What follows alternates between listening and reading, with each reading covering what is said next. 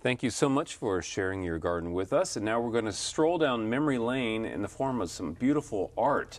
Art created from the garden. I'm joined by Andy and Donna Hammer, who've been guests on the program in the past. Thank you so much for coming back to Central Texas Gardener. It's great to have you. Yeah, thank you. You have created a whole line of products, from beautiful cards to original artwork that are pressed botanicals arranged beautifully so that people can frame them or exchange them as gifts.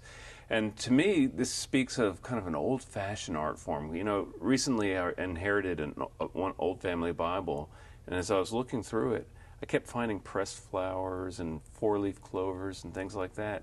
And this really speaks to me, that, Donna. How did you get interested in doing this? Probably much the same way. I would begin finding old flowers and leaves in my Bible and some of my old books. And I've always had a fascination for just plant life in general. And somehow I seem to know the names of things. I mean, I don't have to work at it at all. And so about 15 years ago, I started actually pressing and doing framed pieces just for my own pleasure. And that's how it got started for me. And then when Andy came back to Texas after he had been living out of state for a long time, we decided to go into business and use this vehicle as our primary product in a store that Andy had opened. Well, and what makes these unique is not that they're just pressed botanicals, but they're so artfully arranged on the page that they really do seem like works of art. Andy, is that your role in this, or how?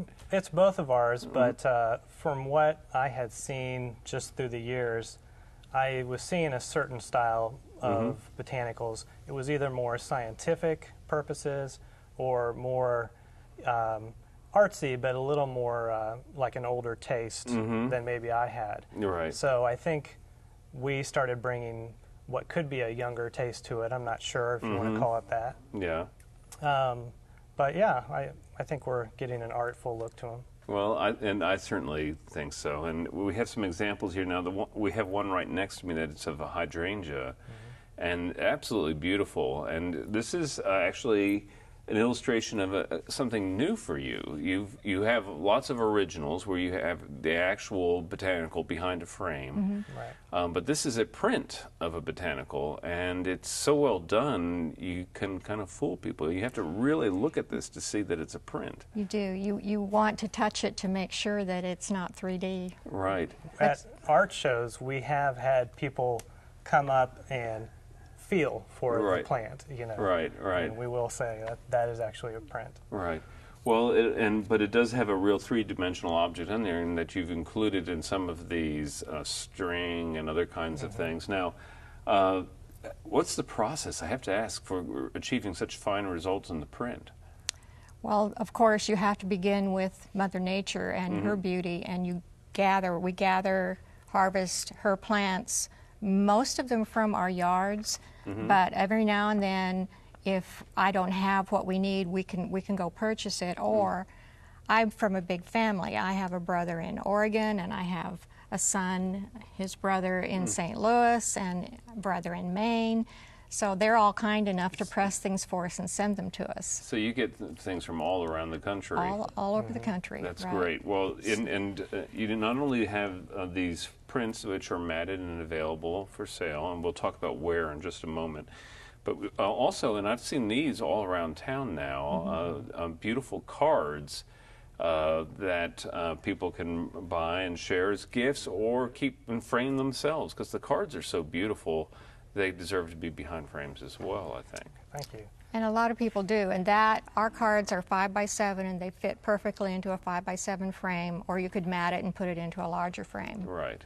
Well, they're really lovely, and again, it has a kind of a sentimental quality and artistic quality all at the same time. I want to talk a little bit about where, how people can find this, and then we want to give people at home an idea how they might be able to try their own hand at pressing flowers. So where do people, if they just want to access your work, how do they do that, Andy? Well, we have a website. It is, I'll give it to you, it's flatflowercards.etsy, which is spelled ETSY.com.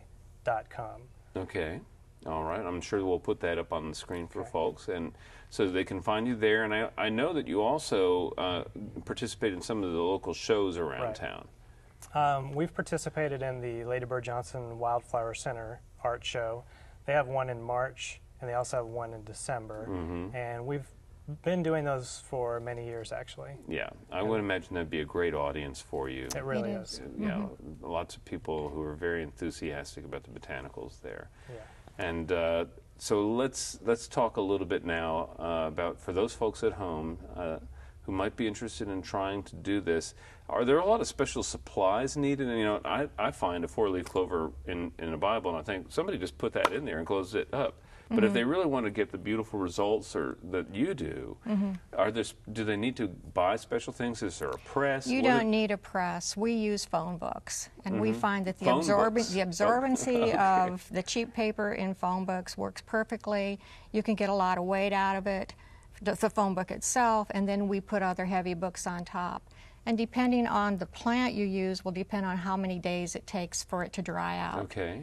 But key is to try and pick your plant when it's already fairly dry, preferably not early morning because the dew is still on the plant. If you can pick it later and it's already dry and you put it in the phone book, you'll have better luck. Okay, so cut the flower later in the day after the dew's dried off.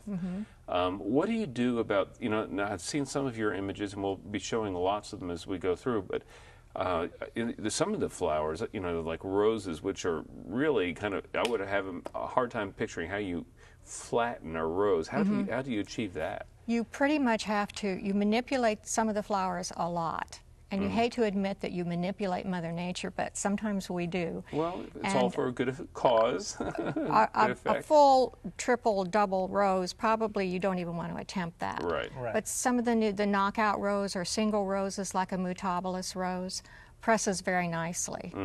And we have found, I mean, we've come across many things that we've tried to press, hoping they'll come out nicely, and they just won't. So, you know, some turn a deep red flower will turn black, so we avoid deep red flowers. A lot of them will change color, but it's okay. For example, you have a picture of the rock rose there. Right. Well, that rock rose is more pink on the plant, but once it's pressed, it turns a little bit lavender. Yeah, and this also illustrates something different you're beginning to put into some of the cards, not all. Some figures. In this case, a kitten. That looks like a kitten who's running around my courtyard right now. Very nice products, cards, beautifully decorated. Let's continue the step a little bit. Okay. If people want to arrange them in the way that you have, do you actually glue these into place? What kind of glue do you use? Depending on the flower, that will determine your choice of glue. For most of them, we use a 3M spray glue, and it's the lightest glue. It's called Spray Mount. Okay. And it's a very misty glue.